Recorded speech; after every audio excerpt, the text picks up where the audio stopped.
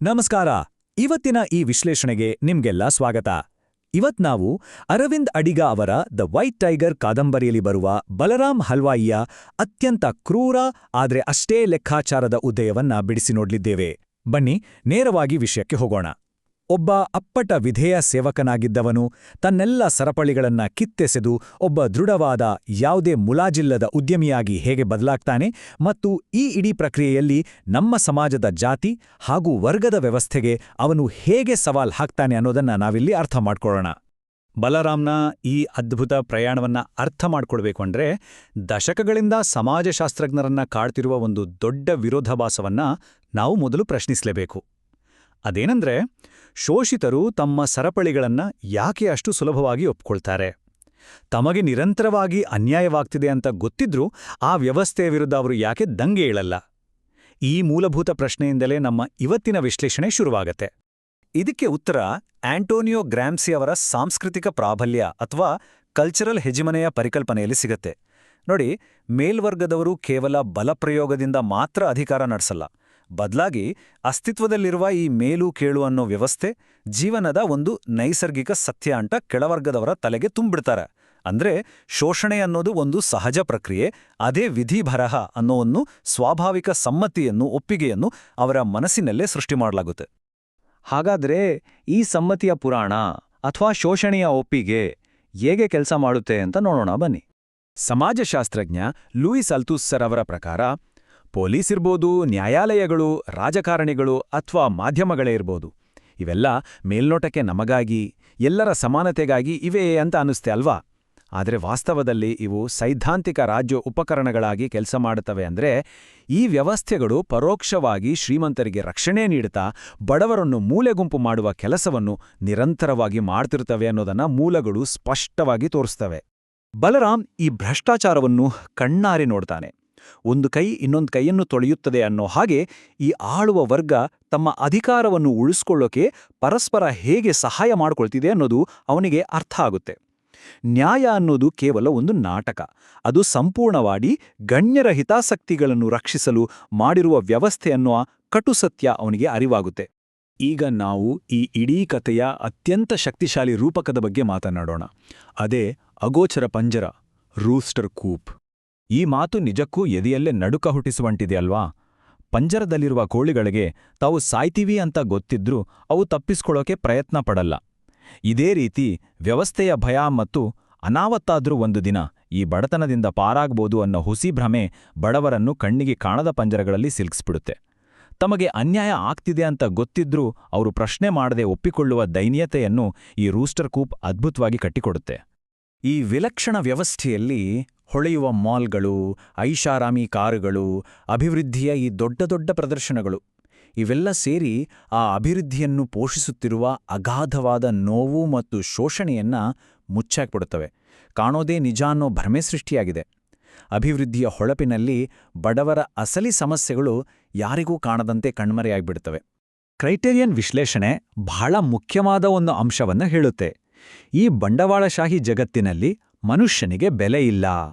ಬಲರಾಮ್ ತಾನು ಓಡಿಸುವ ಆ ಹೋಂಡಾ ಸಿಟಿ ಕಾರಿನ ಮೂಲಕವೇ ತನ್ನ ಮೌಲ್ಯವನ್ನು ಅಳೆಯಲಾಗುತ್ತದೆ ಅನ್ನೋದನ್ನ ಅರಿತುಕೊಳ್ಳುತ್ತಾನೆ. ಅಂದರೆ ಅವನು ಒಬ್ಬ ಜೀವಂತ ವ್ಯಕ್ತಿಯಾಗುವ ಬದಲು ಕೇವಲ ಒಂದು ಯಂತ್ರದ ಬಿಡಿಭಾಗವಾಗಿ, ಒಂದು ಸರಕಾಗಿ ಬದಲಾಗಿ ಬಿಡುತ್ತಾನೆ. ಇಲ್ಲಿಂದ ಬಲರಾಮ್ನ ಕಥೆ ಒಂದು ಅನಿರೀಕ್ಷಿತ ಮತ್ತು ಹಿಂಸಾತ್ಮಕ ತಿರುವು ಪಡೆಯುತ್ತೆ. ತನ್ನ ಈ ಪಂಜರದ ಗುರುತನ್ನ ಅವನು ಹೇಗೆ ಒಡೆದುಹಾಕ್ತಾನೆ ಅಂತ ನೋಡೋಣ. ಇಲ್ಲೊಂದು ಸ್ಪಷ್ಟವಾದ ಆದರೆ ಕ್ರೂರವಾದ ಸ್ಥಿತ್ಯಾಂತರವಿದೆ. ಸಾಂಪ್ರದಾಯಿಕ ಮೌಲ್ಯ, ಕೌಟುಂಬಿಕ ಬಂಧನಗಳಿಗೆ ಕಟ್ಟುಬಿದ್ದಿದ್ದ ಆ ಹಳೆಯ ವಿಧೇಯ ಸೇವಕ ಅಲ್ಲಿಗೆ ಸಾಯ್ತಾನೆ ಮತ್ತು ಆ ಜಾಗದಲ್ಲಿ ಒಬ್ಬ ನಿರ್ದಯ, ಲೆಕ್ಕಾಚಾರದ ದೃಢ ಉದ್ಯಮಿ ಹುಟ್ಕೊಳ್ತಾನೆ. ಇದು ಆತ್ಮಸಾಕ್ಷಿ ಇರುವ ಮನುಷ್ಯನಿಂದ ತನ್ನ ಉಳಿವಿಗಾಗಿ ಮಾರುಕಟ್ಟೆಯ ತರ್ಕವನ್ನು ಅಳವಡಿಸಿಕೊಂಡ ಶೀತಲ ವ್ಯಕ್ತಿಯೆಡೆಗಿನ ದೊಡ್ಡ ಬದಲಾವಣೆ.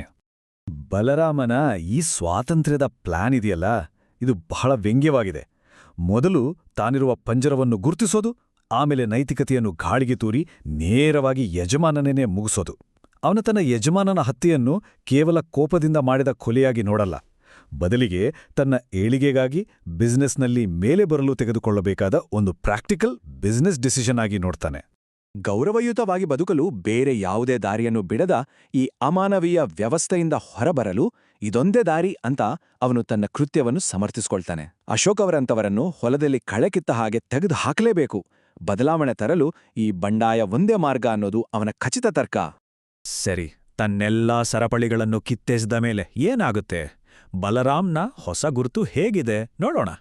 ಬಲರಾಮ್ ಈಗ ಪಕ್ಕಾ ಆಧುನಿಕೋತ್ತರ ವ್ಯಕ್ತಿ ಅಥವಾ ಪೋಸ್ಟ್ ಮಾಡರ್ನ್ ಸಬ್ಜೆಕ್ಟ್ ಆಗಿದ್ದಾನೆ. ತನ್ನ ಸ್ವಾತಂತ್ರ್ಯವನ್ನ ಭದ್ರಪಡಿಸಿಕೊಳ್ಳಲು ಎಳ್ಳಷ್ಟು ಅಂಜಿಕೆಯಿಲ್ಲದೆ, ಕಿಂಚಿತೂ ಪಶ್ಚಾತ್ತಾಪವಿಲ್ಲದೆ ತನ್ನ ಸ್ವಂತ ಕುಟುಂಬವನ್ನೇ ತ್ಯಜಿಸ್ತಾನೆ. ತನ್ನ ಈ ಹೊಸ ವಾಸ್ತವದಲ್ಲಿ ಭಾವನೆಗಳಿಗೆ, ಸಹಾನುಭೂತಿಗೆ ಯಾವುದೇ ಮಾರುಕಟ್ಟೆ ಮೌಲ್ಯವಿಲ್ಲ ಅಂತ ಅವನು ನಿರ್ಧರಿಸಿಬಿಡ್ತಾನೆ. ಲಾಭ ನಷ್ಟದ ಲೆಕ್ಕಾಚಾರವೇ ಅವನ ಜೀವನದ ಹೊಸ ಸಿದ್ಧಾಂತ. ಇದು ಎಷ್ಟೊಂದು ಅದ್ಭುತವಾದ ಆದರೆ ಅಷ್ಟೇ ಮಾರ್ಮಿಕವಾದ ಮಾತು ಅಲ್ವಾ? ಮುಂಚೆ ಸಾವಿರಾರು ಸಂಕೀರ್ಣವಾದ ಜಾತಿಗಳಿದ್ವು. ಆದರೆ ಈಗಿನ ಬಂಡವಾಳಶಾಹಿ ಜಗತ್ತಿನಲ್ಲಿ ಆರ್ಥಿಕ ಅಸಮಾನತೆಯೇ ಹೊಸ ಜಾತಿಯಾಗಿದೆ. ಇರೋದು ಎರಡೇ ವರ್ಗ, ಬಡವ ಮತ್ತು ಶ್ರೀಮಂತ. ಅಂದರೆ ದೊಡ್ಡ ಹೊಟ್ಟೆಯವರು ಮತ್ತು ಸಣ್ಣ ಹೊಟ್ಟೆಯವರು ಅಂತ ಅವನು ಬಹಳ ಕರಾರುವಾಗಿ ಗುರುತಿಸ್ತಾನೆ. ನಮ್ಮ ಈ ವಿಶ್ಲೇಷಣೆಯ ಕೊನೆ ಘಟ್ಟಕ್ಕೆ ಬರ್ತಾ ಇದೀವಿ. ಬಲರಾಮ್ ಯಶಸ್ವಿಯಾದ ಅನ್ನೋದು ನಿಜ. ಆದರೆ ಈ ಹೊಸ ಅಧಿಕಾರ ವ್ಯವಸ್ಥೆ ನಿಜಕ್ಕೂ ಹೇಗಿದೆ? ಹಳೆಯ ಜಾತಿ ವ್ಯವಸ್ಥೆಯನ್ನು ಅವನು ಯಶಸ್ವಿಯಾಗಿ ಬುಡಮೇಲು ಮಾಡಿದ್ದು ಹೌದು. ಆದರೆ ಈ ಸಂಶೋಧನೆಗಳು ಹೇಳುವ ಹಾಗೆ ಅನ್ಯಾಯದ ವಿರುದ್ಧ ಸಿಡಿದೆದ್ದವನು ಕೊನೆಗೆ ತಾನೇ ಮತ್ತೊಬ್ಬ ಶೋಷಕನಾಗುತ್ತಾನೆ. ಅಂದರೆ ತನ್ನ ಹಿಂದಿನ ಯಜಮಾನರ ಅದೇ ನಿರ್ದಯ ತಂತ್ರಗಳನ್ನು ಅಳವಡಿಸಿಕೊಳ್ಳುವ ಮೂಲಕ ಅವನು ಒಂದು ಶೋಷಣೆಯ ಜಾಗದಲ್ಲಿ ತನ್ನದೇ ಆದ ಇನ್ನೊಂದು ಶೋಷಣೆಯ ವ್ಯವಸ್ಥೆಯನ್ನು ಕಟ್ಟಿಕೂರುತ್ತಾನೆ. ಹಾಗಾಗಿ ಈ ಇಡೀ ವಿಶ್ಲೇಷಣೆಯಿಂದ ನಮಗೆ ಅರ್ಥವಾಗುವ ಒಂದು ದೊಡ್ಡ ಸತ್ಯ ಏನಪ್ಪಾ ಅಂದ್ರೆ, ಒಂದು ಕೋಳಿ ಪಂಜರದಿಂದ ಮುಕ್ತವಾಗಿ ಹೊರಬಂದಿರ್ಬೋದು, ಆದರೆ ಆ ಕೋಳಿ ಪಂಜರ, ಆ ರೂಸ್ಟರ್ ಕೂಪ್ ಮಾತ್ರ ಯಾವುದೇ ಅಡೆತಡೆ ಇಲ್ಲದೆ ಇವತ್ತಿಗೂ ಹಾಗೇ ಭದ್ರವಾಗಿ ಕಾರ್ಯನಿರ್ವಹಿಸ್ತಾನೇ ಇದೆ. ವ್ಯವಸ್ಥೆಯ ಕರಾಳತೆ ಇನ್ನೂ ಜೀವಂತವಾಗಿದೆ.